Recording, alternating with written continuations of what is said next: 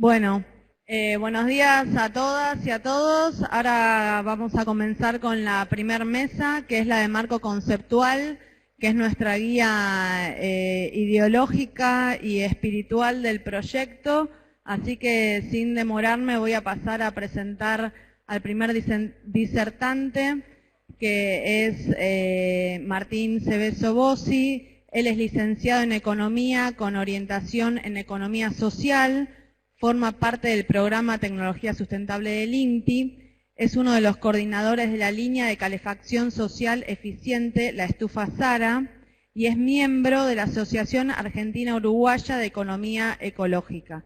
Así que empezamos con Martín, que su ponencia tiene como título Rupturas en la hegemonía cientificista. ¿Qué tal? Buen día. Me siento un poco bicho raro en estas mesas, más que nada porque está cargada de arquitectos, ingenieros y obviamente en la Facultad de Arquitectura y Diseño por ahí el desafío es aún mayor, poder llevarles un mensaje por ahí tan amplio y que tiene que ver con esto que nosotros llamamos lo conceptual. ¿Y cuál es la importancia de eso conceptual? Dentro de una materialización de un proyecto arquitectónico. Me parece que es importante el rescate de esos valores conceptuales para, más allá de ese abordaje técnico que después las mesas que nos van a seguir con las exposiciones y también de la importancia de la trama territorial que tiene que ver con cómo se conforma la realidad regional, local y social en este entramado de Córdoba y todo aquello que está vinculado dentro de un marco también institucional. El atravesar marcos conceptuales me parece que es una apertura a la reflexión, sobre todo,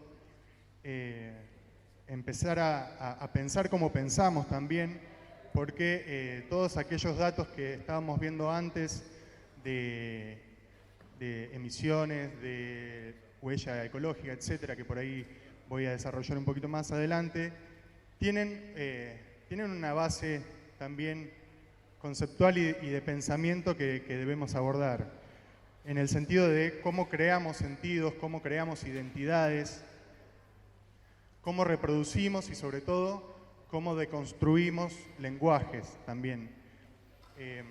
Me parece que el ámbito de la universidad, el ámbito académico, es el ámbito donde se tienen que reproducir este tipo de debates y si bien son exposiciones cortas, me parece que es importante tenerlo presente dentro de esta jornada. Bueno. Entonces, pensar en marcos conceptuales nos posiciona a pensar dentro de lo epistemológico, es decir, aquellos códigos que influencian nuestros pensamientos y de cómo se construyen la verdad de cada época, y también pensar en términos filosóficos, como un pensamiento más libre, más contemplativo, y como aquellos grandes filósofos clásicos, empezamos con una pregunta, tal vez no tan retórica, pero que me parece que es importante ponerla siempre en discusión y tenerla plasmada siempre en nuestras retinas. La pregunta es si estamos ante una crisis planetaria, o aún mayor el desafío, si estamos ante una crisis civilizatoria a nivel planetario. A ver, vivimos atravesados en una época de hiperinformación, donde además de generarse procesos positivos en torno a conocer más, por ejemplo, a través de redes sociales, como los talleres de TAVI, como que por ahí en otra época no podríamos haberlo hecho. También vivimos atravesados en una era de posverdad, es decir, que estamos estimulados en cierta forma con mentiras emotivas a fin de crear y modelar opiniones públicas y se dejan de lado ciertas condiciones fácticas de nuestra realidad. Entonces, además de eso también nosotros como personas tendemos a generar cierto bloqueo o cierta selectividad en esas informaciones que nos llegan, y nos viene información de, por ejemplo, el desprendimiento de un bloque de la Antártida, de que conocemos que hay una isla de basura del tamaño de México en el Océano Pacífico, y eso se tiende a naturalizar.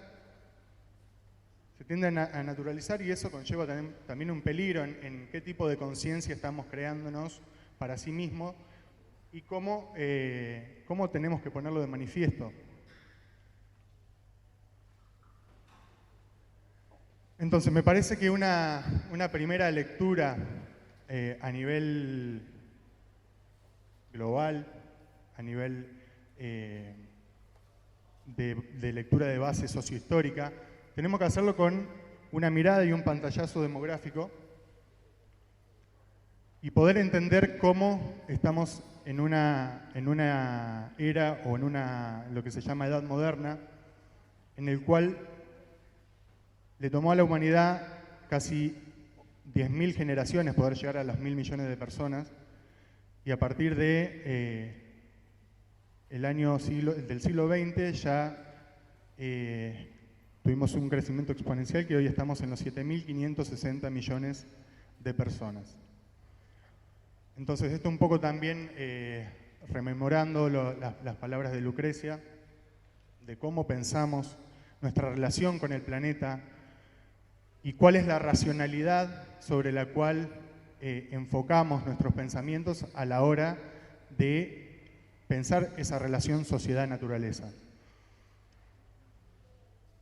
En el gráfico es bastante elocuente ese salto poblacional, donde hubo épocas, o sea, tomando desde el año 8000 antes de Cristo, de la revolución neolítica, el hombre transformó la naturaleza, fue coevolucionando con esa naturaleza, pero después hay una separación, que después la vamos a desarrollar un poco más, y que tiende a apropiarse de esa naturaleza.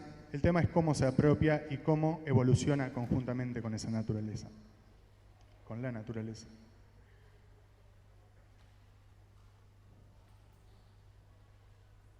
Entonces, lo que tenemos que hacer es primeramente un análisis de la modernidad, de esa edad moderna, que nos muestre ese salto demográfico como para tomar un primer pantallazo. Y lo que tenemos de análisis de esa modernidad es que es un proyecto, si se quiere, iniciado por los nacientes estados europeos en respuesta un poco a esa salida de la Edad Media, en el cual el teologismo, o sea, los conocimientos basados en las creencias religiosas, dominaban la forma de pensamiento, hacia un antropocentrismo y hacia donde hay una liberación del hombre en su contemplación con la naturaleza, en el resurgir de la filosofía, de las ciencias, de las artes. Y entre todo eso también dos hechos puntuales, que es una fase mercantil expansiva del proyecto de los reinos de España y Portugal, sobre todo en búsqueda del comercio con Oriente, que todos ya sabemos cómo terminó, pero es un primer hito, si se quiere, de esta modernidad que nos muestra ese cambio de época. Entonces, esa fase mercantil expansiva que se desarrolló sobre todo entre los siglos XV y XVII,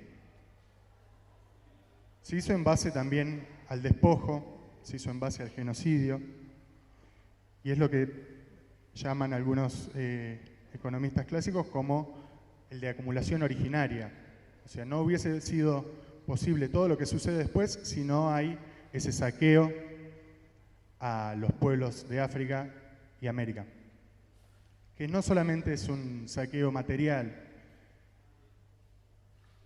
Es un genocidio y es un periodo de racialización, donde se subsimen, donde se subyugan los conocimientos, los saberes, las identidades, los lenguajes, a fin de homogeneizarlos y ponerlos bajo la dominación de esos estados europeos.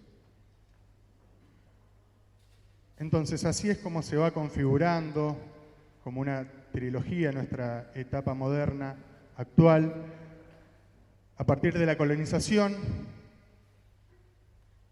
del capitalismo, que sobre todo tiene sus bases en esa revolución industrial entre el siglo XVIII y XX, en el cual se propone un orden social de la producción que empieza a ser dominante primero en esos países de Europa, para después exportarlos a las nacientes colonias americanas y de todo el mundo, y globalización mediante, obviamente, la expansión extensiva de ese nuevo orden mundial, ese orden social productivo mundial. Ahora bien, volviendo un poco al análisis demográfico, este crecimiento en los últimos 300 años no se dio de manera simétrica en todos los países. Estamos hablando que es la consolidación de los estados nacionales, siglo XIX, siglo XX, y cómo ese naciente orden mundial fue generando distintas condiciones en los distintos países, siempre basado en una dominación cultural, sobre todo cultural y de lenguaje, que es allí donde se dirimen las relaciones de poder de base. Entonces, ¿cómo se dio asimétricamente ese crecimiento poblacional? Donde a partir de 1950 podemos ver que aquellos países que no habían entrado en esa etapa de industrialización temprana, si se quiere, como los países europeos, tienen un comportamiento mucho más expansivo de crecimiento poblacional que los países industrializados, los que llaman países en desarrollo. Y ahora bien, ¿por qué es importante entender el crecimiento demográfico? Porque también se da un proceso, este orden productivo social llamado capitalismo, a la par se da un proceso de urbanización o hiperurbanización de las sociedades, donde pasamos de un 3% de población viviendo en pequeños conglomerados a un 70% de la población proyectada para 2050. Hoy estamos en el orden del 55%. Entonces, lo que se manifiesta aquí, sobre todo, es justamente la lucha por el hábitat también, porque esa expansión es una expansión también sobre las tierras, es pérdida del espacio vital de especies y es expulsión de comunidades. Hoy día vivimos con noticias de despojos, de leyes truncas, sobre todo lo que tiene que ver con comunidades campesinas y pueblos originarios. Entonces es importante ponerlo como una realidad de época para el día de hoy. Y a la par, cómo se van dando estos procesos de urbanización asimétricos, donde una pequeña porción de la población puede acceder a un hábitat digno. No me voy a meter con estos términos que por ahí no manejo tanto, se lo voy a dejar más a Isabel, seguramente va a poder detallar y hacer extensivo un poco más esto, y cómo también se lleva a grandes concentraciones urbanas en situación de una muy alta vulnerabilidad social, de infraestructura, etc.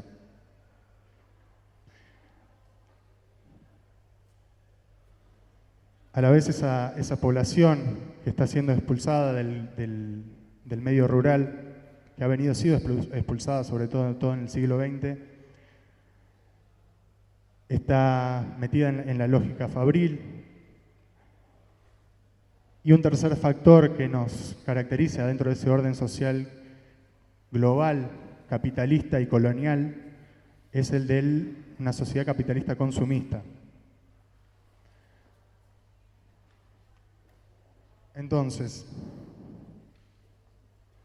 lo que se ve acá es esta tríada que es una verdad de época, si se quiere, que está relacionada con el extractivismo, o el neoextractivismo, como se le llama, el productivismo, reproduciendo las lógicas de esa revolución industrial, ahora ya no manos de los industriales locales, sino de grandes transnacionales. O sea que se rompen esas lógicas de estados nacionales que se venían dando en el siglo XIX, y la tendencia al consumo excesivo e innecesario de bienes, donde el esquema dominante, este orden dominante, nos dice que es una forma de promover un estatus asociado a la felicidad. Entonces, lo que está detrás de todo esto es la relación sociedad-naturaleza. O sea, históricamente el hombre se pregunta ontológicamente cómo convive y cómo coexiste con la naturaleza. A ver, los hombres universalmente, para producir lo necesario para vivir, se ha valido de la naturaleza, adaptándola a sus necesidades, y esta transformación que se realiza bajo diferentes formas y diferentes formas de organización, sobre todo, está sujeta a determinadas relaciones sociales y de producción. Lo que decíamos esto. Hay una coevolución de la ecología y de la sociedad. Una coevolución ecológica social. Entonces, como veníamos caracterizando recién, pasamos de una sociedad que toma la naturaleza, la transforma, no solamente en esa revolución neolítica a partir de la agricultura, sino también, como contaba Armando, las primeras experiencias de sistematización de materiales naturales para construir su hábitat,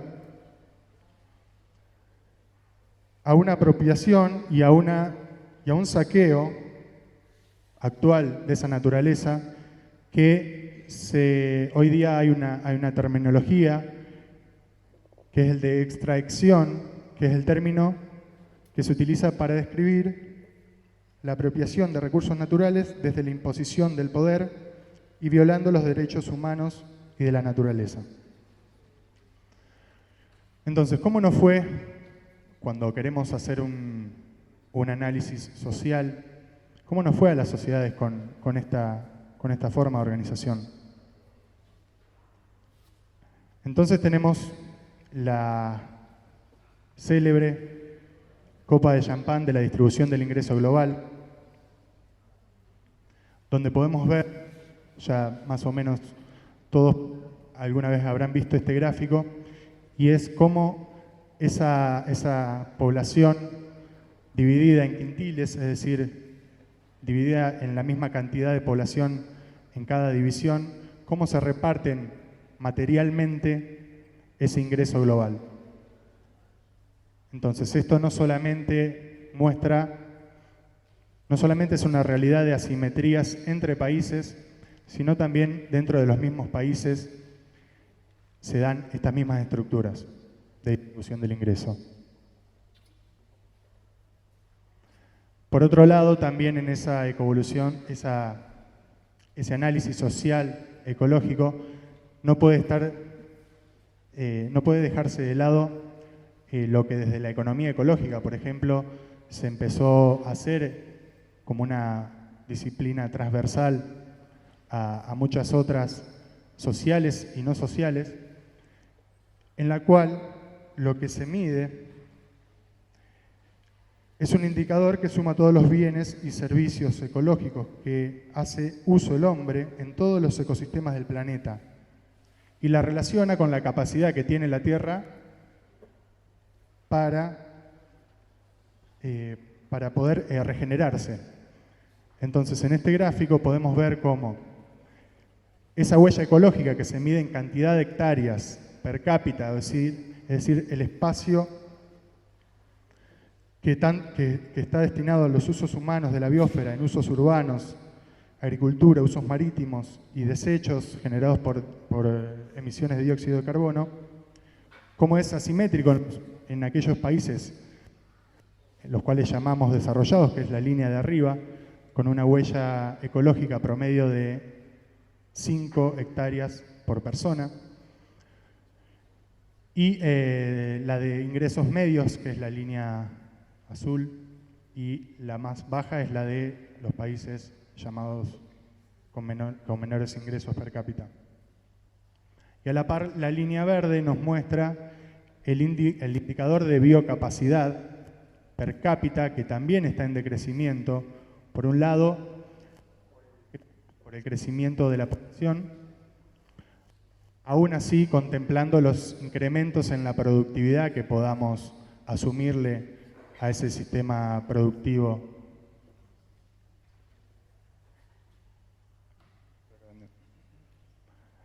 Bueno, esto lo que marca es la huella ecológica en relación con la biocapacidad, y lo que nos muestra el eje de la Y es la cantidad de planetas que se necesitan hoy en día respecto a esa huella ecológica y a la biocapacidad, donde a partir del año y de la década del 70 se sobrepasó el límite en el que puede el planeta regenerarse respecto a esos usos que genera el hombre.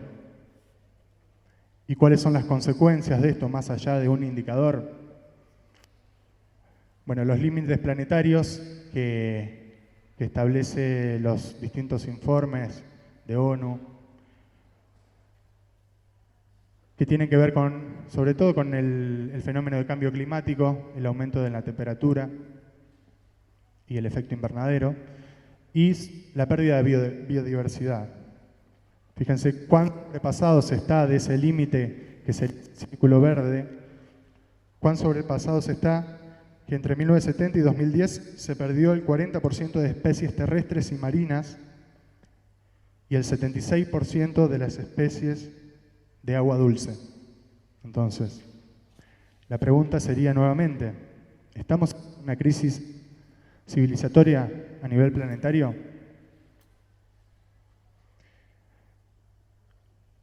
Entonces, lo que tenemos que volver a pensar desde el punto de vista conceptual es cómo la ciencia y la tecnología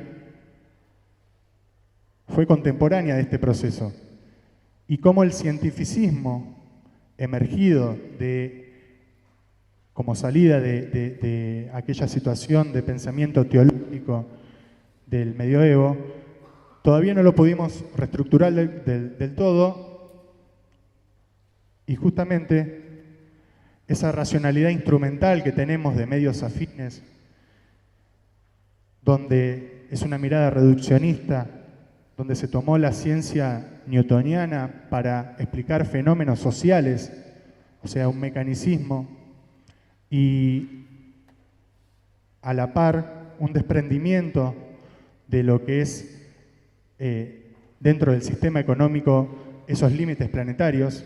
O sea, la ciencia económica lo toma, la ciencia económica tradicional obviamente, lo toma por fuera del sistema económico, como una externalidad.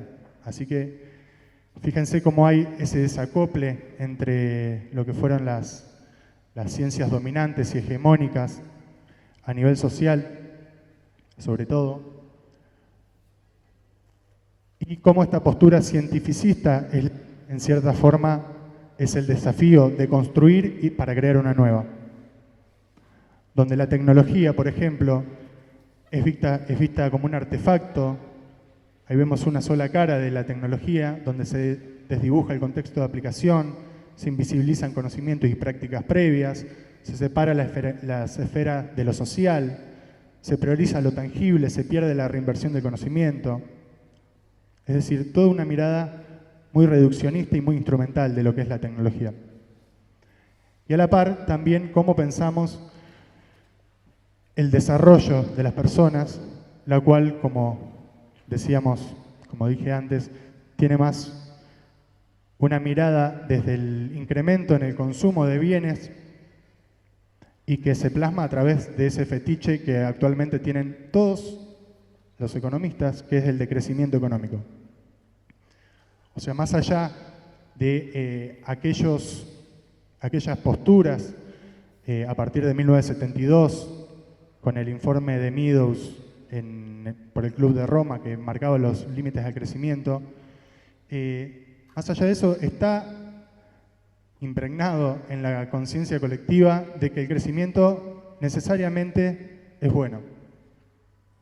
Entonces, ahí es cuando realmente las ciencias sociales tienen que ponerse a la vanguardia para poder deconstruir todos estos conceptos y todas estas perspectivas sobre las cuales se asienta la ciencia social. Entonces, como estamos hablando de una ruptura en esa lógica cientificista, lineal, lo importante es tal vez dar una mirada de cómo poder salir de eso y obviamente desde miradas de una nueva epistemología, una epistemología abierta, donde pensemos ya en las ciencias posmodernas o posnormales, de Fontowitz, por decir alguien, donde justamente lo que tenemos como desafío en Latinoamérica es un descentramiento teórico de esos marcos teóricos que nos vienen impuestos desde arriba. Ello nos lleva a un desafío de deconstrucción de esos lenguajes que nos vienen atravesados. Por ejemplo, eso nos permitirá comprender la naturaleza de la valoración y la relación de nuestros conocimientos para construir colaborativamente desde la diferencia. O sea, ya no más pensar al hombre como un ser homogéneo, sino desde la diversidad, desde la diferencia, donde las dos premisas fundantes, por ejemplo, de un autor de la epistemología de la liberación o de la descolonización, es de la ecología de saberes, donde se valoriza la diversidad de los saberes, donde se valoriza el carácter relacional de las prácticas entre los seres humanos, así como con la naturaleza, la cual implica una forma de conocimiento y por ende de ignorancia. Entonces, está diciendo, no es que la ciencia haya estado mal todo el tiempo, sino que lo que está mal o lo que es erróneo es ese reclamo de exclusividad, de rigor que se pone la ciencia con los claustros cientificistas. Y por el otro lado, el desafío también es el de diálogo intercultural, donde, como sabemos, todas las culturas son incompletas, por lo tanto pueden ser enriquecidas con ese diálogo. Entonces, cuando empezamos a tomar de esta forma, desde una nueva perspectiva epistemológica, lo que me parece importante desde la universidad es la valoración de la transdisciplina, más allá de la interdisciplina, que es ese diálogo entre distintas disciplinas del campo académico, es poder atravesarlas a las disciplinas que no son por ahí más amenas o más amigables, para poder empezar a tener otros puntos de vista y otros puntos de reflexión sobre el cual pensamos cómo pensamos.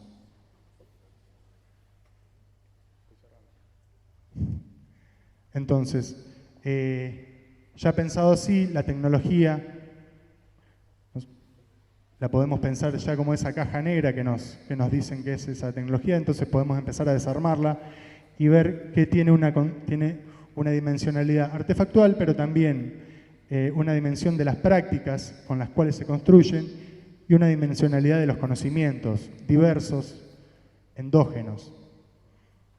Así entendida, la tecnología, entendida sistémicamente, como la forma de adecuar, diseñar, desarrollar, implementar y gestionar tecnologías de productos, procesos, metodologías, orientadas a resolver problemas sociales y ambientales mediante la generación de dinámicas de inclusión social y desarrollo sustentable. Esta justamente es una definición que viene de la red de tecnologías sociales construida en Brasil y que después se traspasó a Argentina a través del equipo, por ejemplo, de Hernán Thomas. Entonces, empezar a pensar por nuestra propia cuenta cómo emancipamos de ese saber colonial, cómo deconstruimos ese saber colonial, cómo deconstruimos esos lenguajes que nos vienen impuestos, y empezar a pensar el desarrollo, ya no tanto desde expertos que opinen sobre desarrollo, sino en pensar el desarrollo de qué y para quién. Entonces, una postura interesante es el de pensar el desarrollo en torno a la calidad de vida, ya no desde la dimensión cuantitativa, en donde el desarrollo estaba correlacionado con el incremento en el consumo de bienes y servicios y con ello el crecimiento económico, sino en pensar las posibilidades de satisfacción de nuestras necesidades humanas fundamentales. Entonces ahí tomamos nosotros como referencia a un autor chileno que se llama Manfred Max Neef, que es quien desarrolló la teoría de desarrollo a escala humana, donde empieza a hacer un estudio de las necesidades humanas, las cuales nos dice que son múltiples, interrelacionadas, y que tienen una distinta forma de categorizarlas en las existenciales y axiológicas. Entonces, todas estas necesidades son propias del ser humano más allá de la cultura y más allá del tiempo. Entonces, si todas las necesidades son humanas, lo que cambia son los satisfactores con los cuales nosotros podemos no colmar, sino en cierta forma trabajar con esos factores para poder entrelazar esas necesidades, para que no solo sea tomada una necesidad como una carencia, sino también como una potencia. Entonces, decíamos que no hay una relación instrumental entre necesidad y satisfactor, sino que hay una vinculación dialéctica entre esa necesidad y ese satisfactor. Entonces, como decíamos, a través del tiempo lo que cambia son los satisfactores con los cuales nosotros podemos dar curso a esas necesidades, donde lo que va variando o lo que determina la diferencia entre esos satisfactores justamente son las culturas a través del tiempo. Entonces, ¿cuáles son aquellos satisfactores que nosotros queremos rescatar para la construcción colectiva? Son justamente los satisfactores sinérgicos.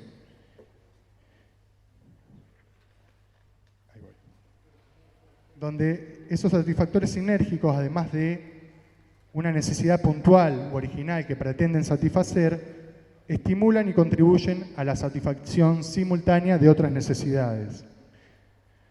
Y nosotros, desde nuestra área de trabajo, tenemos, por ejemplo, tal vez nuestro proyecto de iniciación, que fue el de la estufa Sara, en el cual buscamos esa construcción colectiva, buscamos el rescate de saberes en territorio, buscamos que sea una tecnología abierta para no solamente atender lo que es una necesidad de subsistencia, como es el de calefacción, sino también que se generen relaciones de afecto entre las personas que interactúan, que se relacione con la protección de esas personas, que se estimule la creación.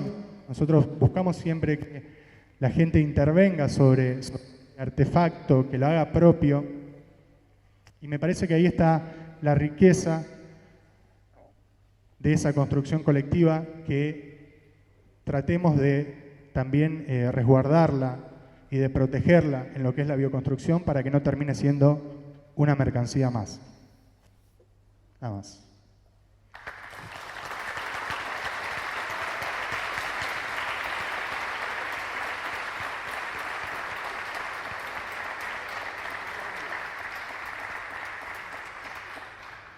Bueno, voy a presentar brevemente a Isabel. Bueno, mucho para reflexionar. Isabel Donato es arquitecta y coordinadora del área Hábitat de la Fundación Proeco San Miguel y participa del IBIS, del IAAS, del Colegio de Arquitectos de la provincia de Córdoba. Investigó y puso en práctica los principios para construir hábitats sustentables. Entre otros, realizó la coordinación del área de ambiente del Plan POU de En Si Puedes y desarrolló el ecobarrio Villasol. Participa de asesoramientos y presentaciones en todo el país y el exterior, relacionadas a materias de construcción natural y hábitat sustentable. Bueno, buen día. Tengo que agradecer a todos los que pudieron e hicieron para que estuviéramos aquí, pero especialmente a Martín, porque Martín me dio la base teórica de lo que yo iba a hablar y obviamente no podía desarrollar todo lo teórico y se tenía que hacer lo práctico. Así que incluso hasta las mismas imágenes a veces tenemos. Perdón, ese no es el primero.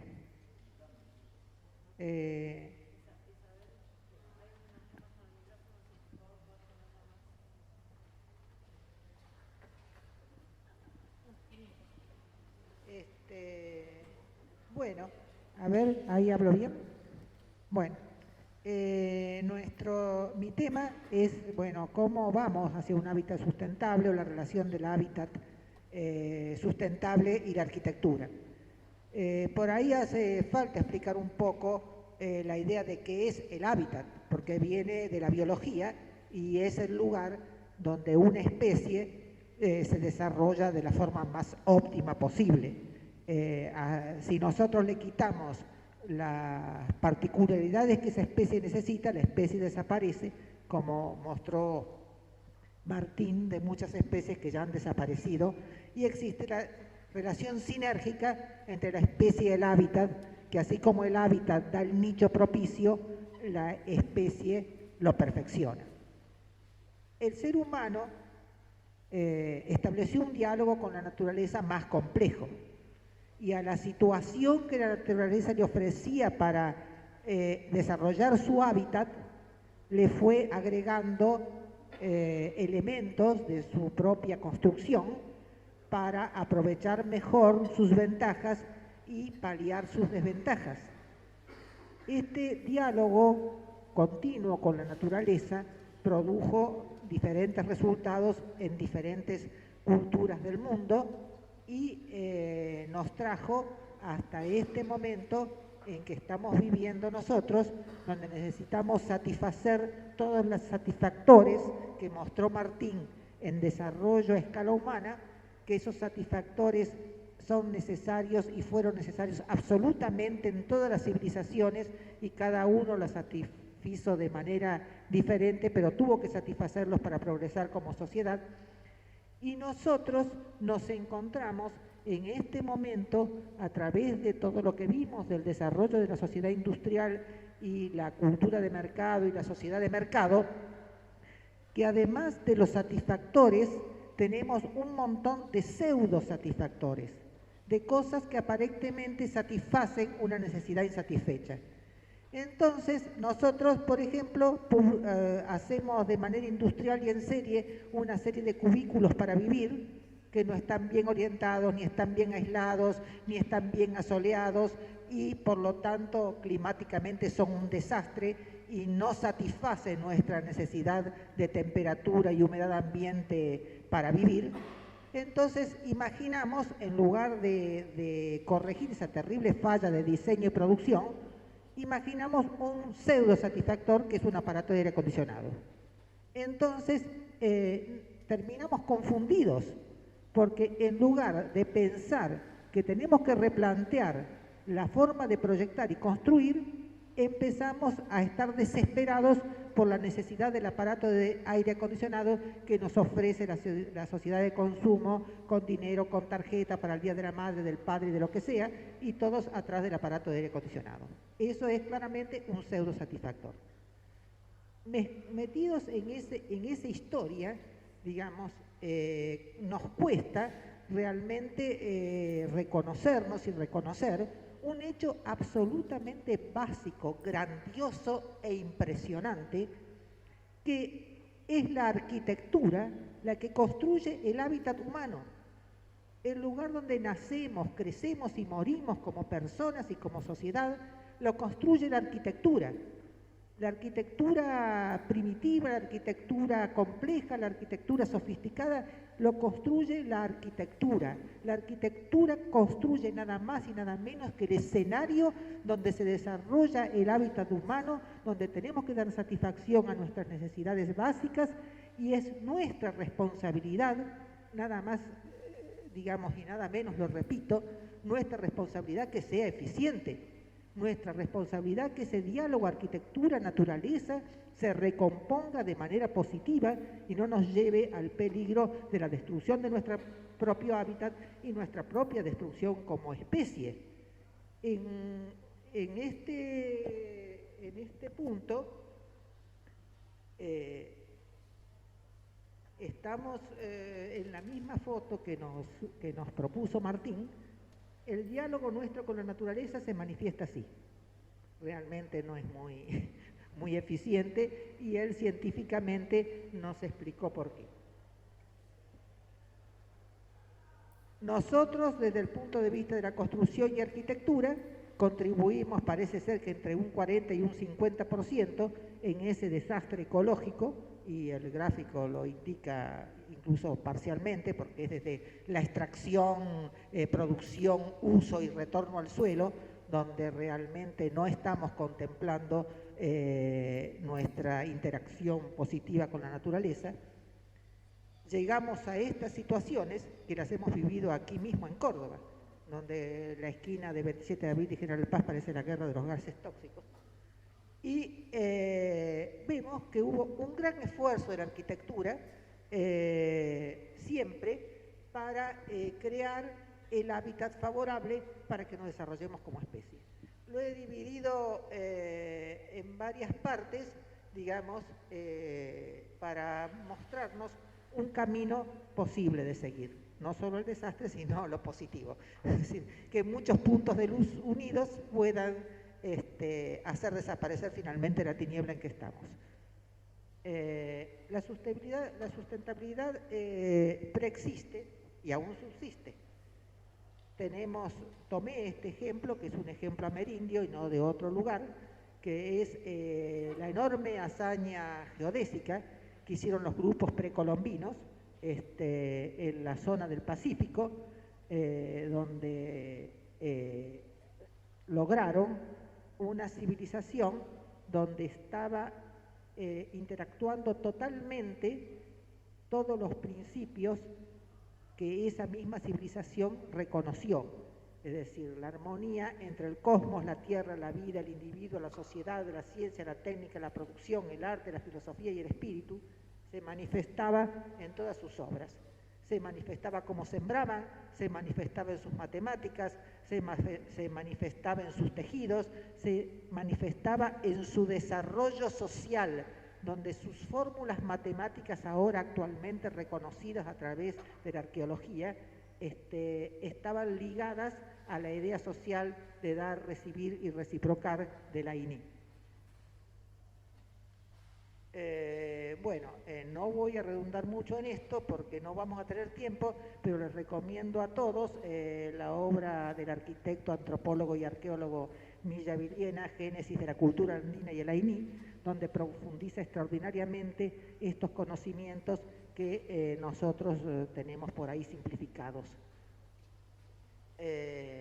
Estas ideas diferentes, que es lo que justamente resaltaba Martí, subsisten entre nosotros, y es necesario que las recojamos y las incorporemos a nuestra próxima impronta civilizatoria que se está gestando ya. Bueno, la sustentabilidad persiste, como digo, en las comunidades campesinas, en la conciencia colectiva, que las defiende y las recrea. Nosotros, frente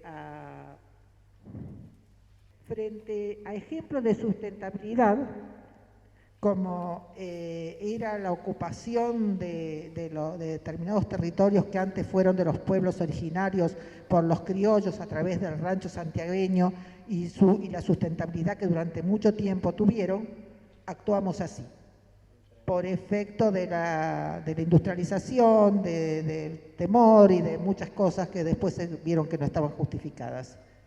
Creamos elementos que no tienen sentido para reemplazar lo que antes era eficiente y termina el tema así. Termina así, en el borde de las grandes ciudades, y adentro mismo, donde bueno, el ingenio colectivo usó la autopista como techo, en Villa 31. Bueno, pero también fueron pensando, en función de este hecho claro de la insustentabilidad y la tragedia de las ciudades, diferentes utopías que fueron deviniendo realidades. Una que yo siempre quiero destacar, porque es conocido por todos, la ciudad que pensó y desarrolló durante 15 años como proyecto Frank Lloyd Wright, y de la cual algunas cosas hemos tomado, como las autopistas de superficies comerciales, pero no nos hemos fijado en el elemento central de sustentabilidad que él desarrolló en la crisis, mundial, que era que la ciudad fuera productiva. Es decir, la idea de los huertos urbanos se generó en este proyecto de Frank Lloyd Wright. Su discípulo, Paolo Soleri, logró concretar la ciudad de Arcosanti, donde pensó para concretarla en un diálogo entre la biosfera y la noósfera, es decir, el tema del territorio y el tema del pensamiento y la espiritualidad.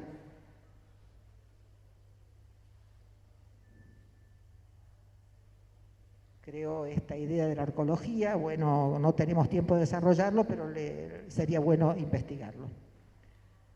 Después, ahora modernamente, un contemporáneo nuestro, que es un hombre joven, Vicente Cabello, empezó a soñar y a diseñar edificios sustentables en papel, este famoso Dragonfly de él, que es una especie de edificio en altura en Nueva York, donde se resuelven absolutamente todas las cuestiones de sustentabilidad, desde la energía hasta la producción de granjas internas, la idea de la ciudad anfibia, y esta que sí concretó, que es la Torre de Taiwán, que se ha terminado recientemente, que es una idea de él, de un edificio totalmente autosustentable. Es un edificio de 20 pisos con la forma del ADN humano, que se construyó y está funcionando. Luego otras ideas locas que todavía no se realizaron, y este hecho que me pasaron unos chilenos, que es fantástico, porque son bioconstructores de sueños, y un poco dice que el que no es capaz de sostener sueños, no es capaz de crear realidades.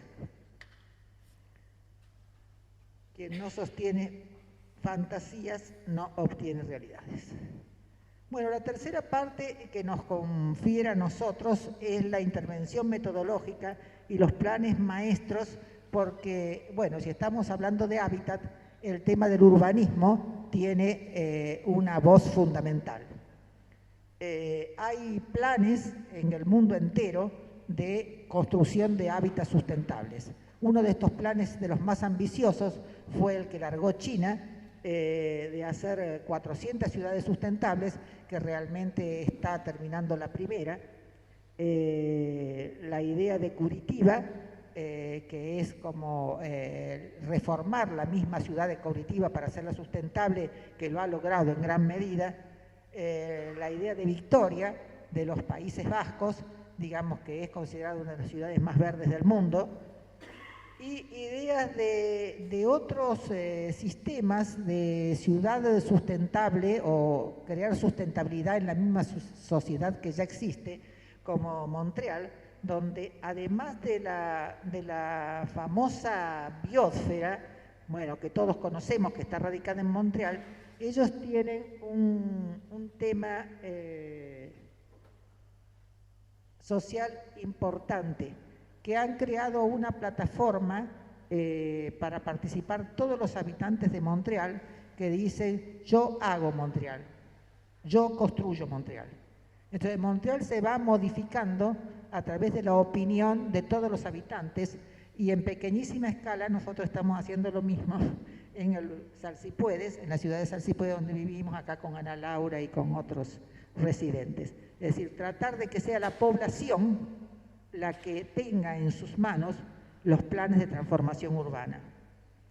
Bueno, existen las ciudades en transición, que es todo un movimiento, digamos, que se van creando zonas verdes y zonas sustentables en ciudades que ya existen. Existen ciudades que ya se dieron por muertas, es decir, Detroit, la Intendencia de Detroit, digamos, declaró la quiebra de la ciudad, porque toda esa zona que fue utilizada dentro del desarrollo industrial extraordinario de la Ford quedó como una zona contaminada y muerta. Y bueno, Detroit se empezó a recuperar a través de la misma población de Detroit, y después la Intendencia la tomó como plan urbano. Existen planes maestros, digamos, donde realmente hubo grandes proyectos urbanísticos que se están realizando, como el de Kigali, después del desastre de Ruanda o del crimen de Ruanda, se empezó a ver cómo se reconstruía esa ciudad. Nosotros hicimos este pequeño plan urbano de Salsipuedes, que ahora queremos mejorar, queremos hacerlo realmente con la participación de los vecinos. Y existe otra historia, que es la formación de ecopueblos. Es decir, que van ya con una idea de crear nuevas formas de morar sobre la tierra. Para habitar en armonía con la madre tierra, pensamos que son necesarios nuevos paradigmas civilizatorios, como marcó aquí Martín sabiamente, y estos paradigmas son posibles y se están creando. Se están creando desde distintas vertientes, es decir, son comunidades que se generaron por movimientos políticos, como los Sin Tierra, digamos, algunas no funcionan y otras funcionan extraordinariamente bien. Yo tuve la suerte de verlas funcionando, y otros por cuestiones confesionales, y otras que las que llaman intencionales, que son los ecopueblos, ecovillas o ecoaldeas, que va formando la gente que llega a la conclusión que es posible organizarse y vivir de una manera diferente. Yo tuve la suerte de visitar la red en Alemania de comunidades sustentables, agrarias sustentables, que forman una red en toda Alemania, que están coexistiendo y han formado una red incluso turística de visita, y funciona desde hace mucho tiempo, que un poco todo surgió a partir del Mayo francés, cuando se propuso una nueva sociedad. Los chicos fueron derrotados y le dijeron a los gobiernos: bueno, no quieren hacerlo, déjennos hacer a nosotros, y empezaron en Francia a entregarle pueblos que ya no funcionaban para que los rehabilitaran, y en Alemania, con el Partido Verde, cuando se le plantearon estas cosas al gobierno, bueno, el gobierno les dijo: está bien, no nos van a molestar, lo van a hacer por su cuenta, sí, no, después que nos dé la base no nos vamos a molestar más. Entonces, con la caída del muro de Berlín se aceleró y le dieron los gobiernos oxígeno para hacer estos pueblos sustentables que se desarrollan en Alemania. Acá en la Argentina también, porque dicen: no, eso es en Alemania, acá en la Argentina no. Bueno, aquí en la Argentina está esta interesante comunidad que surgió de la Universidad de Salta, con apoyo del gobierno y del IPB, donde se desarrolló una comunidad sustentable para un grupo que estaba, digamos, que ya iba a dejar el lugar porque no tenía formas de sobrevivencia, y se los arraigó en ese lugar. Qué sé yo, los menonitas, desde el punto de vista de la sustentabilidad, levantaron también un pueblo en Uruguay, Filadelfia. Finjor, que es la ecocomunidad o la ecovilla dentro de las intencionales que se consideran primeras en el mundo, que se desarrolló en Escocia y que ahora es un centro educativo fenomenal. que irradia a todo el mundo, enseñanzas. La misma idea de los kibbutz en Israel vino por esta mano. Inspirados en la cultura védica, hay un gran movimiento en Rusia y en Europa del Este que incluso logró del gobierno ruso que se le entregaran a estos grupos tierras, le llaman tierras lejanas, en zonas distantes a las ciudades, pero con toda la infraestructura para hacer estos ecopueblos que se vinculen entre sí. ¿Cómo me gustaría ir para verlos? Bueno, esa es la idea a través de cómo se conformaría una hectárea totalmente sustentable, vinculada con las otras, obviamente, para formar la comunidad y a partir de allí los pueblos, donde todos estos grupos tienen su asentamiento fundamental en la formación de la comunidad, no del territorio, no que venga un técnico a organizar ese territorio, sino que lo organice y lo haga realidad la propia comunidad. Bueno, nosotros integramos la red de ecopueblos y tenemos la idea de hacer una plataforma de unión y enlace para volver a la tierra y el año que viene pensábamos justamente hacer un encuentro de todos los grupos que existen, que pudieron ser, que pudieron hacerlo, a ver qué enseñanzas sacamos unos de los otros y, como le digo, cómo podemos unir todas estas lucecitas para disipar la tiniebla. Bueno, yo soy una de las promotoras del Ecobarrio Villasor a través de nuestra fundación, que se desarrolló en Córdoba, que está construido, que está vigente, que está viviendo, que existe, todos con técnicas como la que hemos visto de bioconstrucción y de construcción natural, con asentamientos en el territorio, de conservar el bosque serrano, de ver las escorrentías, de usar materiales como la caña, de crear espacios para uniones comunitarias, de recuperar tecnologías ancestrales como el tejido de la palma caranday para hacer obras de arquitectura. Al fin y al cabo, un techo que es un sombrero o un paraguas, reproduciéndolo, y elementos de mayor desarrollo industrial, como son los techos curvos de madera, los techos verdes, los centros de calor, la fitodepuración de líquidos cloacales, como se va a hacer aquí también en el SUME.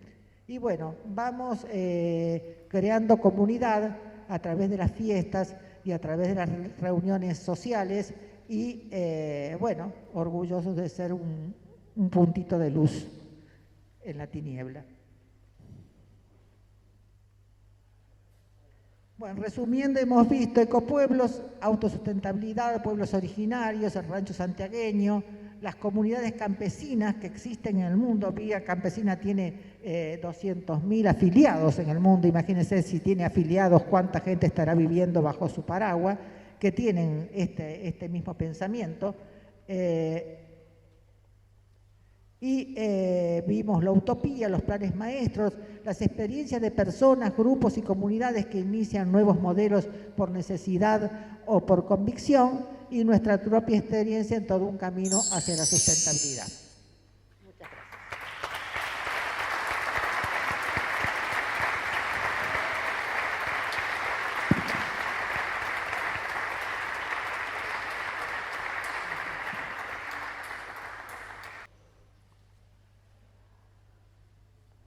Bueno, estamos ante una breve pausa. ¿No? ¿Listo? Bueno. Mientras tanto, les quería recordar el artículo 41 de nuestra Constitución, en el primer párrafo, dice que todos los habitantes gozan del derecho a un ambiente sano, equilibrado, apto para el desarrollo humano y para que las actividades productivas satisfagan las necesidades presentes sin comprometer las de las generaciones futuras, y tienen el deber de preservarlo. Eso a modo de tomar conciencia que cuando uno empieza a investigar Estas ideas están dando desde hace muchos años, puestas en práctica como casos como los que mostraba Isabel, y sobre todo el desafío es seguir produciéndolo desde la realidad, en esta especie de, sin más, de transformar los hábitos que tenemos en pos de un futuro en el que podamos estar todas incluidos. También lo voy a ir presentando a Guillermo, que es nuestro próximo expositor. Guillermo Garrido es ingeniero industrial, tiene un máster en ciencia de la industria ecológica, trabaja como analista técnico en el Centro Regional del INTI Córdoba desde el año 2007. Entre otras cosas, ha puesto en marcha en la institución el uso de la metodología del ciclo de vida del producto, del análisis del ciclo de vida del producto, para medir desempeño ambiental de cadenas de valor.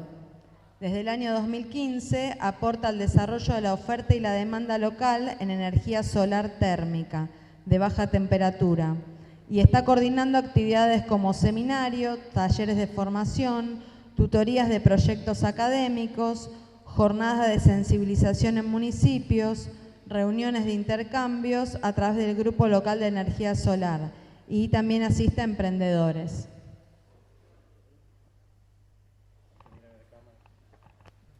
Bueno, buenos días.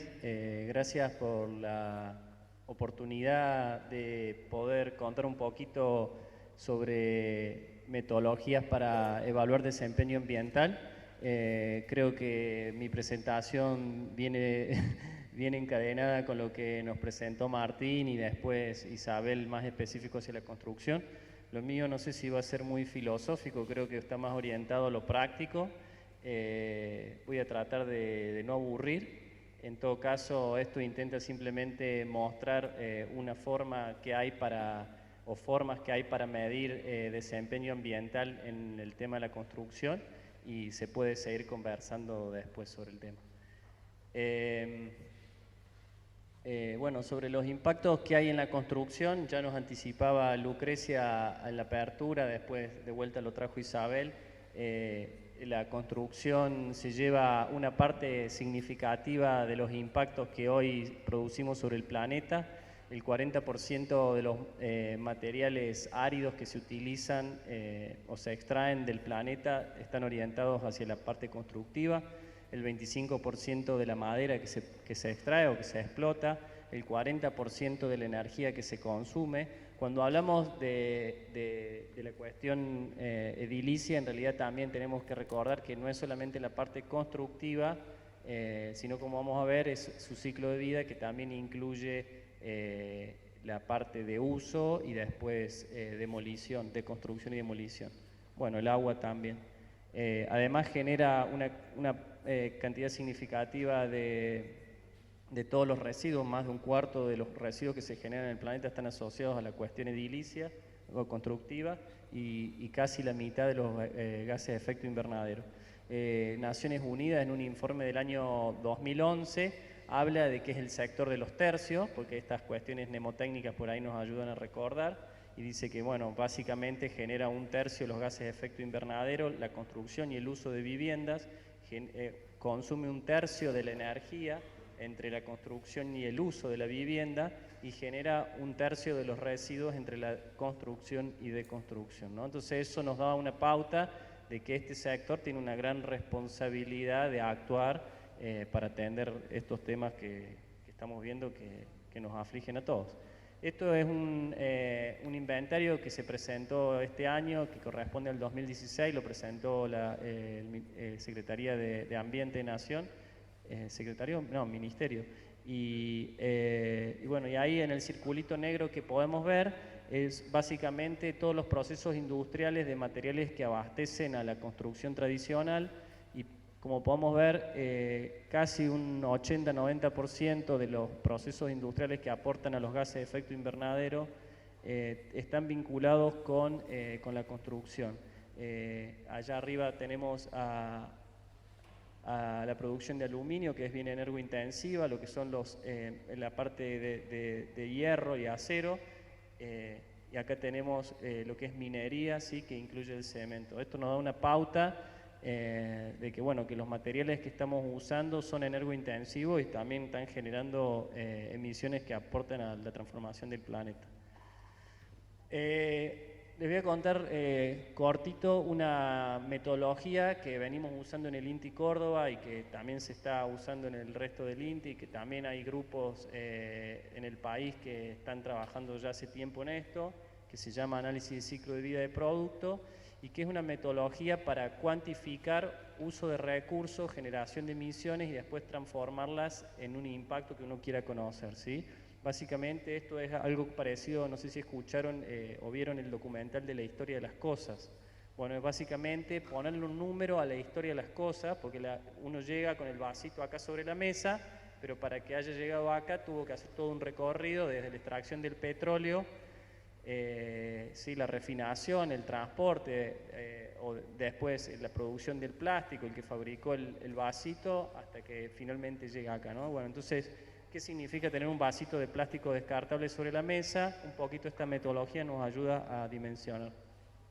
Y básicamente este es el ciclo de vida típico de la construcción, donde arrancamos con la fabricación de materias primas, que pueden ser minería o agrícola, digamos, forestal.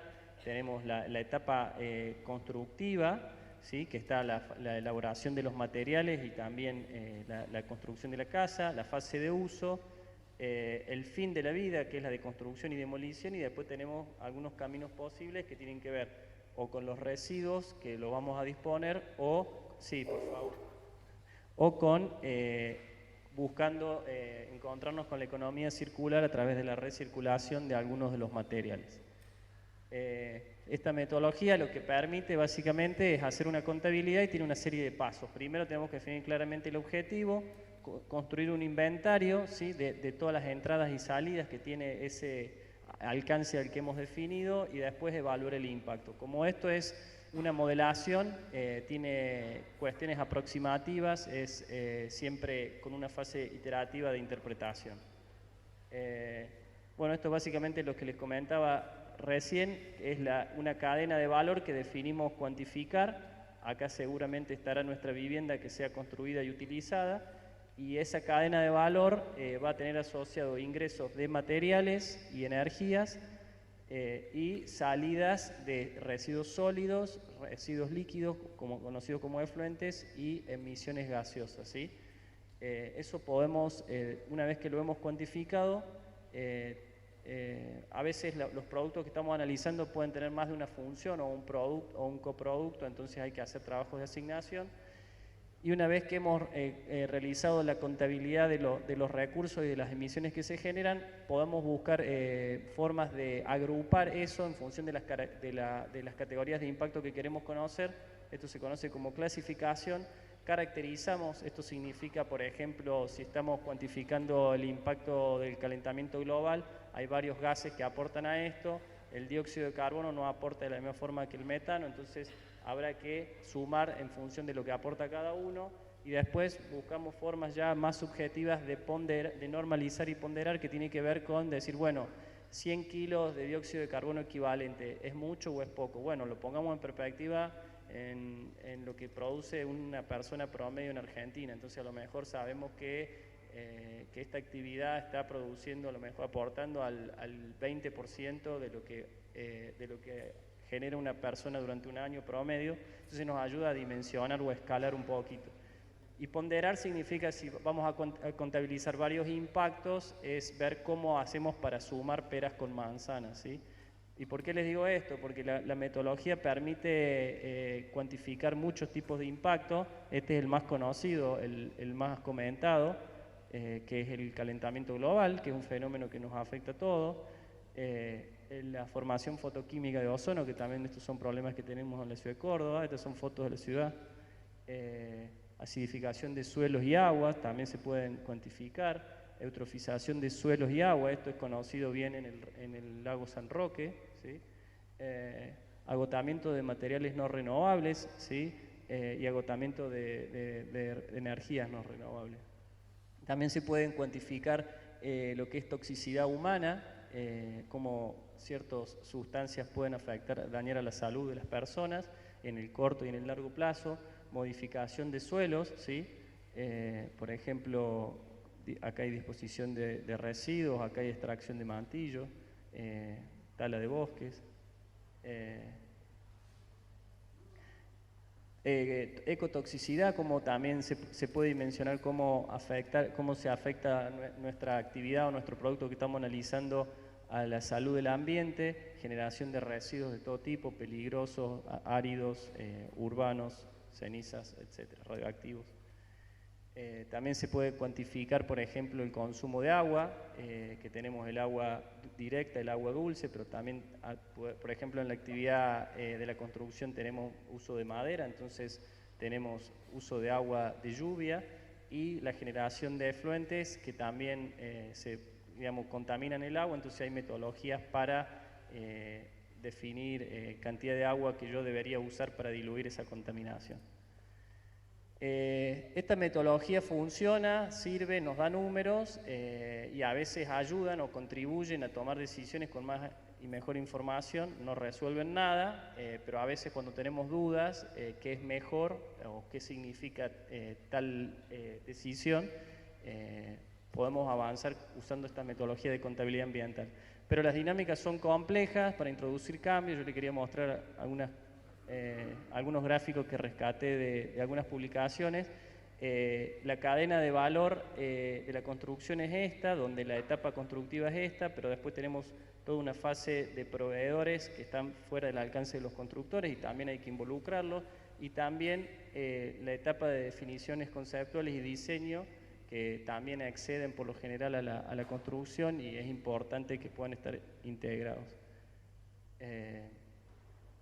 Bueno, algo parecido a esto, la complejidad de lo que implica la construcción, sobre todo cuando salimos de los modelos que nos inspiraba Isabel, los modelos clásicos estos de donde ya intervienen desarrollistas, ¿no? La complejidad de actores y lo difícil que es por ahí, a pesar de tener certezas de qué puede ser mejor en términos de desempeño ambiental, si no están todos los actores alineados, involucrados y comprometidos, los resultados son difíciles de alcanzar también.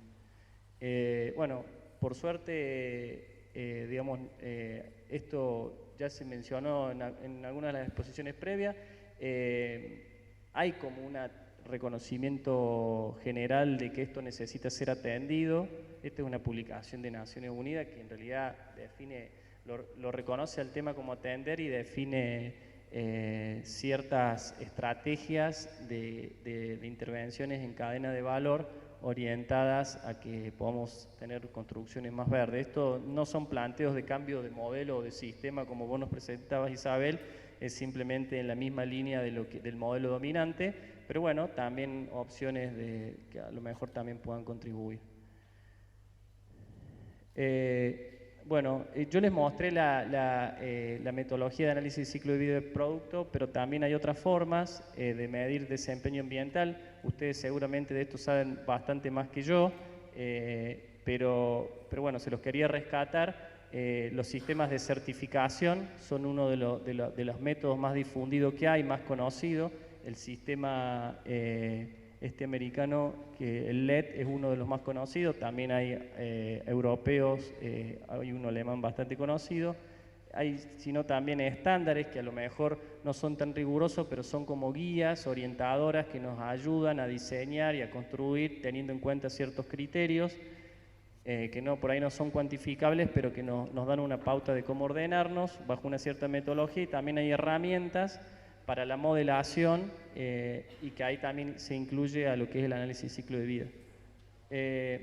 Cortito para mostrarles que lo que es LED también ha ido evolucionando del 2009 a la fecha, también ha incorporado esta visión de cadena de valor o análisis de ciclo de vida y ya no se queda en las intervenciones puntuales de la construcción y el uso, sino también en pensar a lo largo de la cadena y a lo largo del tiempo, ¿sí? En materia de estándares o de guías, tenemos algunas más conocidas. Esta es una alemana que aparentemente es bastante divulgada. Hay otras también, pero básicamente son metodologías blandas para que el constructor pueda ordenarse y pueda hacer un diseño y una gestión de obra orientadas a algo más verde. Y después de herramientas les quería contar básicamente de lo que es análisis de ciclo de vida. Hay un montón de software disponible, por suerte.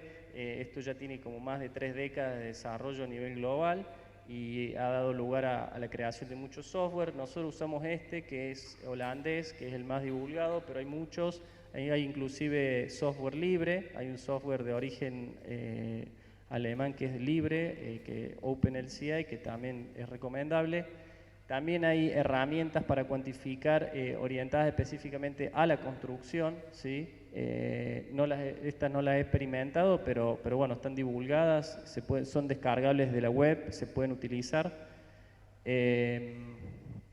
También hay herramientas de evaluación de desempeño energético en edificios, probablemente el que mejor conozcan ustedes el Ecotec, que ahora creo que está comprado o migrado a lo que es AutoCAD, ¿no?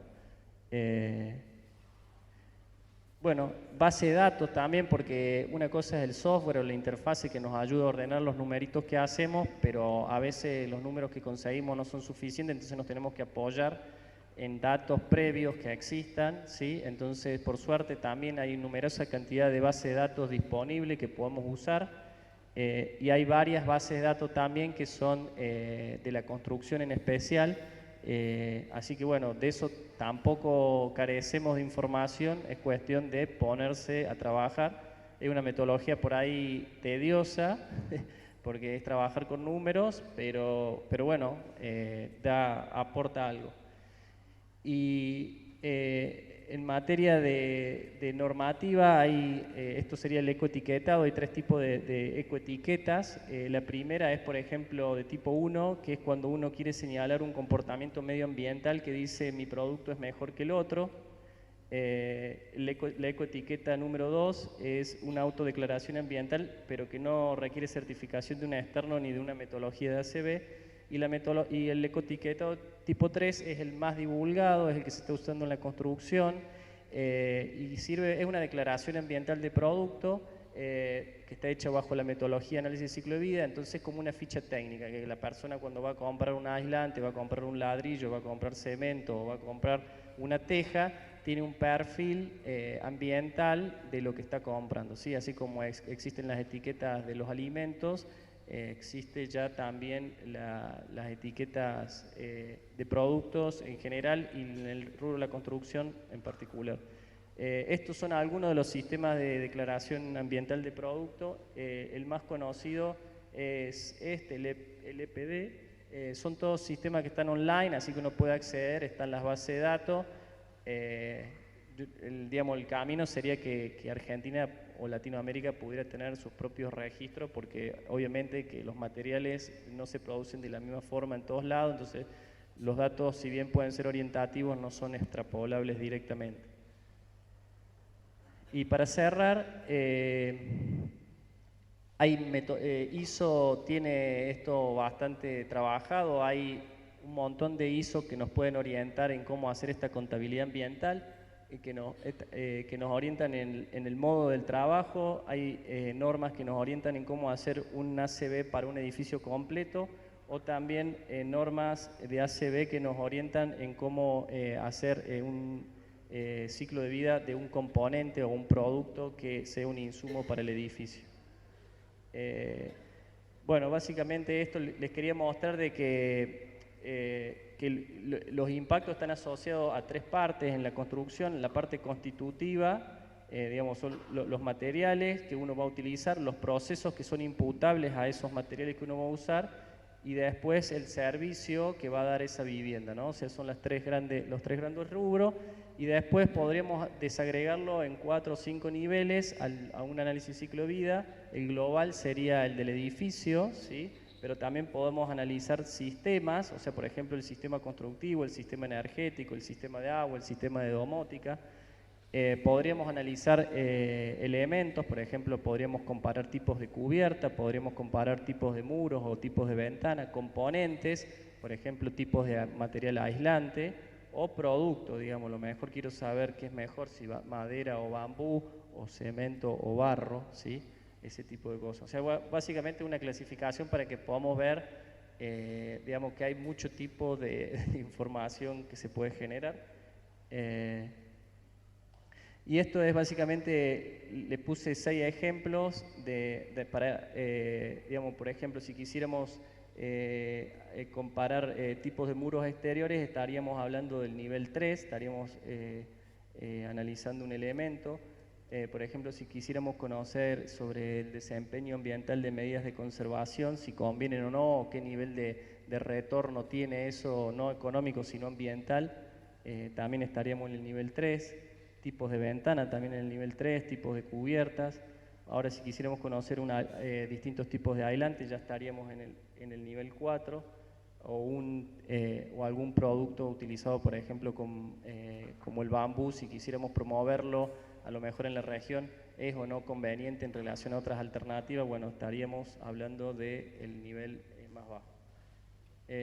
Bueno, eso es un poquito, y para cerrar, decirles de que si bien esta contabilidad ayuda, digamos, uno tiene que reconocer también que requiere de un esfuerzo realizarlo, que no es para que todo el mundo lo pueda hacer cada vez que va a construir. También lo tenemos que hacer como usuarios de esa información, apoyarnos en gente que tiene esas contabilidades construidas, y también utilizar métodos simples como las guías que les comentaba anteriormente. Y hay pautas disponibles para el diseño, para hacer diseños que nos ayuden a contemplar las variables como es el consumo de agua, el consumo de energía, el consumo de recursos, el impacto sobre la salud de las personas.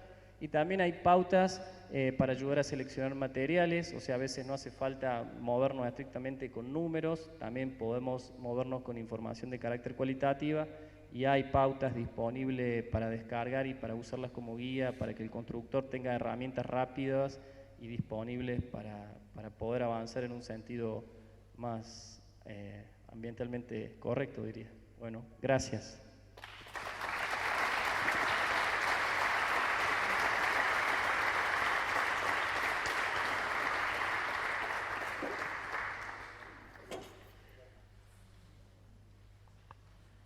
Bueno, y ahora para cerrar la mesa de marco conceptual les presento a Ricardo Muir, que es arquitecto, trabaja en el área de innovación, desarrollo y relaciones de Estado y sociedad de Flaxo Argentina, como coordinador de cooperación en el programa de planificación participativa y gestión asociada. Bueno, gracias. Hablar de, como está en el título ahí del programa, de metodología para la construcción de una política pública, decía que hablar de metodología para la construcción de una política pública, como dice en el programa que los convoca y nos convoca, es hablar del cómo. Y esta es una mesa conceptual. No es habitual que en las mesas conceptuales se hable del cómo. Un poco está resumido también en lo que decía recién Guillermo, ¿no? Cuando vemos algo en avance o algo producido, el qué significa tener el vasito arriba de la mesa, es pensar el cómo y las consecuencias de ese cómo, y que ese cómo no es sin efectos. En las exposiciones anteriores y en la primera mesa también, se hizo referencia a, Martín decía, el valor de la transversalidad y, ¿cómo decías el término exacto? Transdisciplina, de la transdisciplinariedad. Y en la primera mesa se destacó el enorme esfuerzo de articulación intersectorial que significa lo que se dio a llamar entre los convocantes a este foro y lo que se va a desarrollar sobre todo como modelo demostrativo, que es la concepción y la producción del SUME, la innovación, que significa el haber pensado y desarrollado un ciclo participativo para la construcción del hábitat. Esto significa, primero, hay muchos actores comprometidos de base con la idea, y esto no surge de la nada, surge de haber registrado en el territorio esas capacidades. Y surge de pensar que un ciclo participativo de construcción del hábitat, como escenario multiactoral, se tiene que convertir, para ser eficaz, en un modelo de gestión. Esto es lo que se estuvo desarrollando desde hace un año, nada más, y parece poco tiempo, pero el avance fue realmente notable, y si lo fue es por la vocación de todos estos actores, primero, de trabajar en conjunto. Pero aquí el cómo tiene que ver, como decía por ahí el bueno de Voltaire, que hay alguien inteligente que aprende de la experiencia de los demás. Voltaire con eso estaba expresando de que no hay forma de que no podamos pensar intersectorialmente e interrelacionalmente y en un espacio relacional. Pero tampoco nos dice del cómo. Las metodologías de planificación participativa y gestión asociada, que fueron las que estuvieron sosteniendo conceptualmente este proceso, parten de esa concepción metodológica y hacia donde van hacia la construcción del escenario.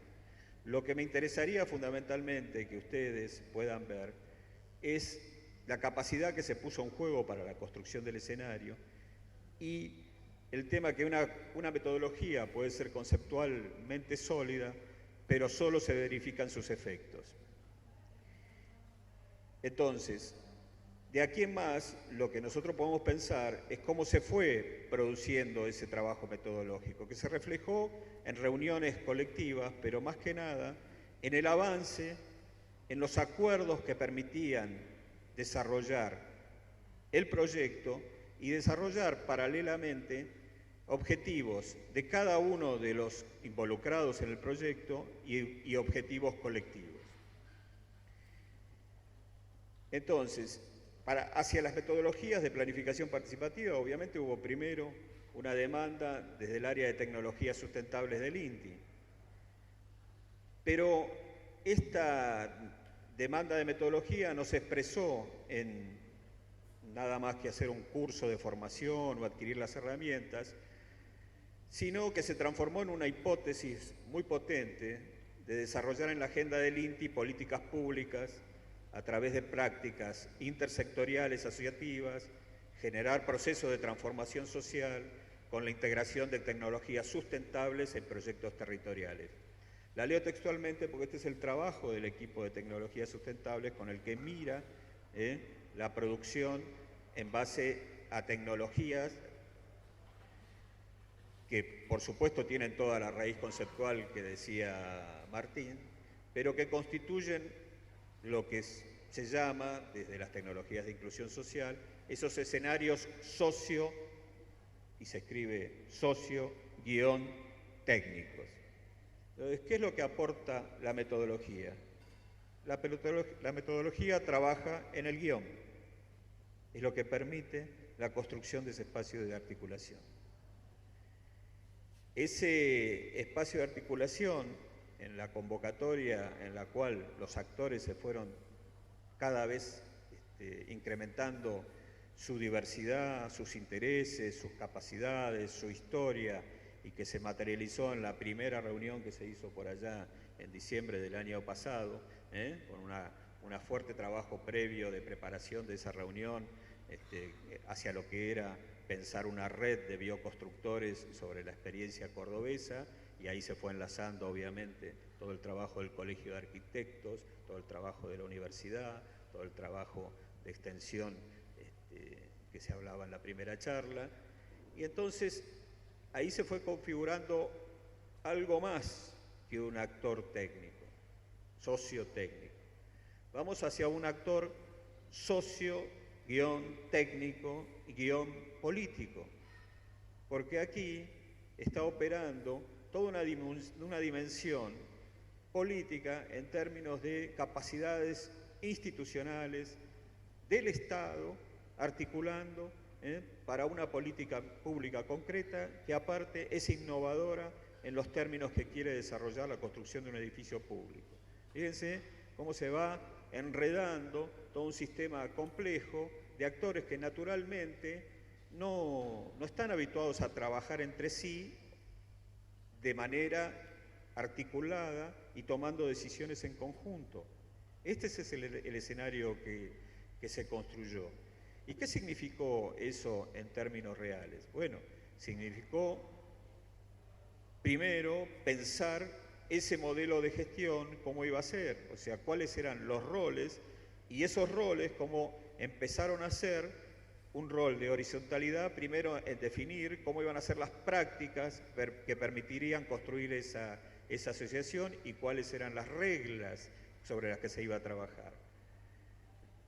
Sorprendentemente, para un proceso de este tipo, una de las primeras reglas, y que se hizo, esto es interesante pensar cómo se van tomando las decisiones, se hizo en la apuesta de que esto no se resolviera desde una institución pública por un camino tradicional, de que podría ser diseñar con recursos y construir con recursos propios una solución de un hábitat para la demanda del Zoom del INTI Córdoba.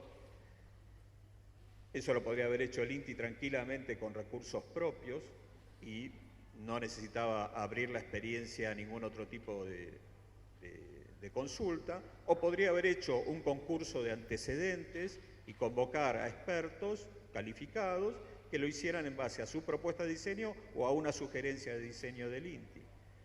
O hacer en base a requisitos y pautas y programas de necesidades acordados, un concurso de arquitectura, como se resuelven todos los concursos de arquitectura.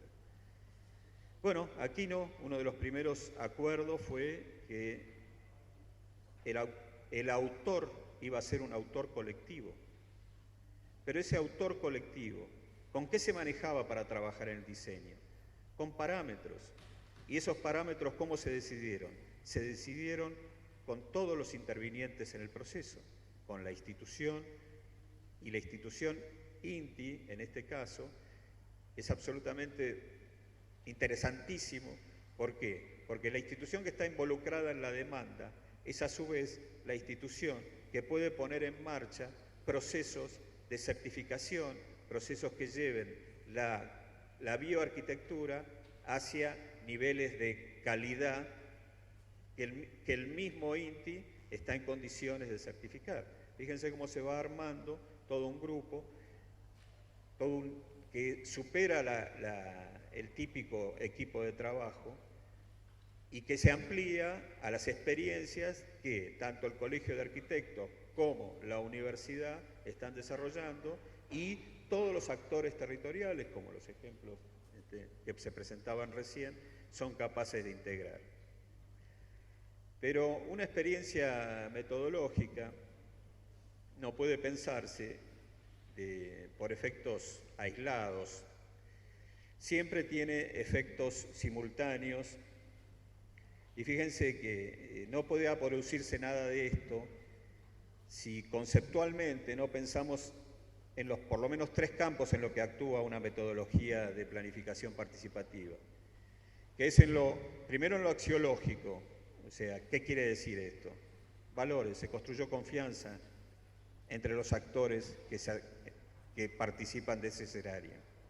¿Cómo se construyó la confianza? Compartiendo información y tomando decisiones colectivamente. Los parámetros se determinaron colectivamente, y después, lo vamos a hablar un poquito más adelante, el proyecto también tuvo esas características.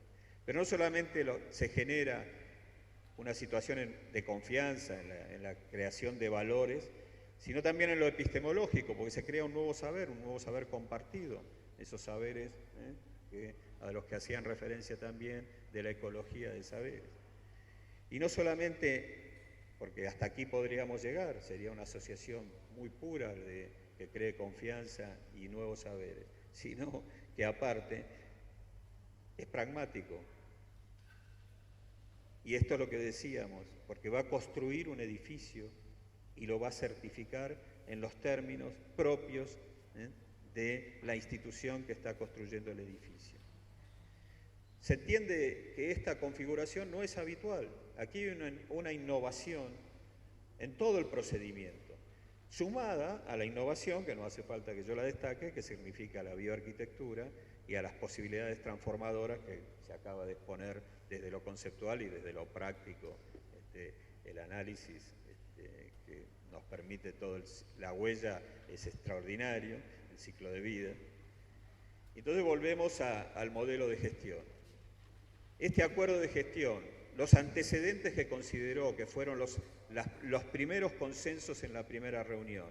O sea, empezamos de nada, ¿no? Ahí aparecieron los ejemplos, dónde se trabajó, cómo se trabajó, qué se usa, en qué se avanzó. ¿Estamos en condiciones de avanzar como él sobre esto? ¿Y las instituciones académicas apoyan esto? Sí. ¿Y las instituciones profesionales lo sostienen? Sí. Bueno, y aparte, el INTI le interesa involucrarse en algo que permite pensar no solo un desarrollo técnico, sino un desarrollo local, sí. O sea, vayan dándose cuenta de la complejidad del campo que implica la configuración y la construcción de este autor colectivo. Y si la reflexión, insisto, es aquí, en la Facultad de Arquitectura, y la mayoría por ahí de los presentes son arquitectos o tienen esa vocación, esta innovación en la práctica proyectual, que recuerdo en la presentación del proyecto, tuvo como un carácter celebratorio. Había una conclusión muy feliz del proceso. Por supuesto, yo también soy arquitecto, sabemos lo que es la felicidad de concretar un proyecto y sabemos las dificultades después y lo que significa construirlo, que esta es la etapa que viene ahora.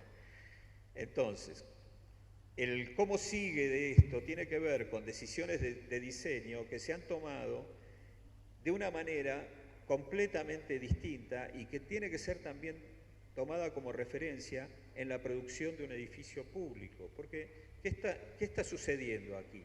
Entonces, fíjense que esto que estoy relatando es la configuración de este actor socio, técnico, político. Fíjense que ninguno de los actores está totalmente ubicado en uno solo de los lugares. ¿Y esto qué quiere decir? Que lo que estamos pensando y donde estamos operando es en un lugar que podemos llamar esfera pública. Aquí se ha armado una relación distinta entre lo público y lo privado, que está bien llamarla esfera pública, está definida como el sitio que es a la vez un lugar y un modo relacionar, pero ese modo relacionar tiene que ver con el lugar donde el Estado y sus instituciones y las organizaciones sociales son responsables en conjunto de lo que sucede. Esta responsabilidad conjunta es donde opera la metodología, o sea, generando esos escenarios. Ahora, uno de los recorridos habituales cuando se piensa en términos proyectuales, y donde también conceptualmente aquí se ha desarrollado una innovación, es, si se quiere, también en la idea del cliente. ¿Por qué? Porque aquí el cliente está involucrado como institución, como usuario, como certificación y apoyando su política de desarrollo local. Entonces, esto nos acerca más a una idea que viene de las tecnologías de inclusión social, que tiene que ver donde lo que corresponde mirar para evaluarla es la relación entre calidad, pertinencia e inclusión. Esto es muy interesante porque en otros modelos de sistemas de gestión de calidad, lo primero que se mira, o los fundamentos, que está bien porque están orientados, por supuesto, a prácticas industriales y de servicios que tienen por objeto la calidad, es la satisfacción del cliente. Fíjense que el cliente aquí, su satisfacción lo va a medir por el grado de calidad de la propuesta. Y el compromiso de los proyectistas está en base a la pertinencia absoluta con respecto a prácticas territoriales, y esta pertinencia tiene que ver no solo con la experimentación, sino con un desarrollo local en marcha. Y si es un desarrollo local en marcha, no puede ser sin inclusión. Podemos discutir en qué lugar de esta economía estamos, pero lo que estamos realizando aquí es un trayecto completamente distinto. Este trayecto completamente distinto tiene que comprender que el esfuerzo por establecer acuerdos y seguir sosteniéndolo marca este espacio de la novedad, que es este actor socio, técnico, político, que puede trabajar colectivamente, puede tomar decisiones colectivamente y se enmarca en un modelo distinto, como venimos trabajándolo conceptualmente, de desarrollo,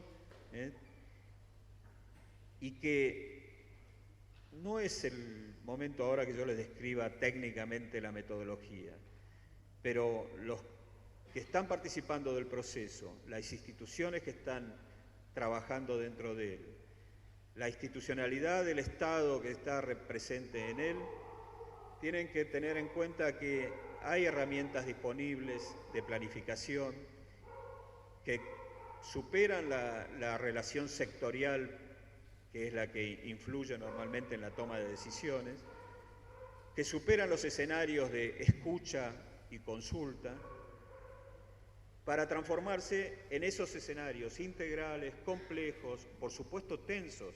Nadie dice que este proceso no fue, no es y no va a ser tenso. La necesidad que tenemos es de sostener estos espacios, porque en esta concepción lo que estamos haciendo son espacios de ampliación democrática. Estamos yendo a espacios que colaboran dentro de la democracia, a espacios de toma de decisiones colectivas y a prácticas colectivas. Entonces, cuando piensen que es necesario construir un espacio de articulación, piensen que el espacio de articulación no es un diseño, un modelo, un patrón, un parámetro, sino que es simplemente pensar que hay una metodología que es la que se instala en esos guiones entre lo que se quiere articular.